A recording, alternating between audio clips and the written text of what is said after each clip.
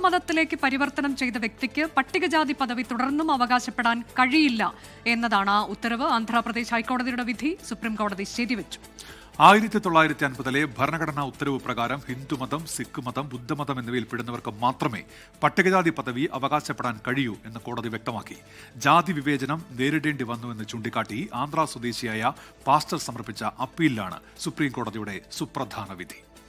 വിനീത വിജി വിവരങ്ങളുമായി. വിനീത, വളരെ പ്രധാനപ്പെട്ട ഉത്തരവാണ്, എന്താണ് വിവരങ്ങൾ?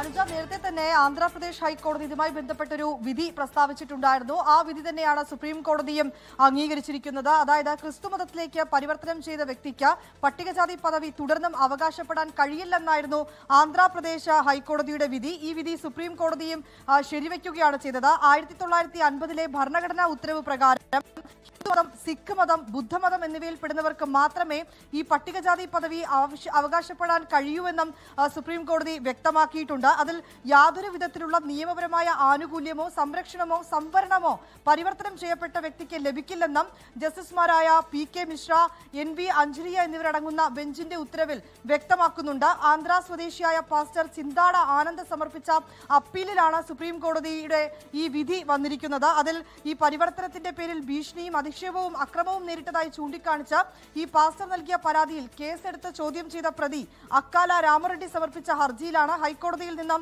അനുകൂല ഉത്തരവ് ലഭിച്ചിട്ടുണ്ടായിരുന്നത്. തുടർന്നാണ് സുപ്രീം കോടതിയെ സമീപിക്കുകയും ഈ ആന്ധ്രാപ്രദേശ് ഹൈക്കോടതിയുടെ വിധി തന്നെ സുപ്രീം കോടതി ഇക്കാര്യത്തിൽ ശരിവെക്കുകയും ചെയ്തിരിക്കുന്നത്. അനുജ,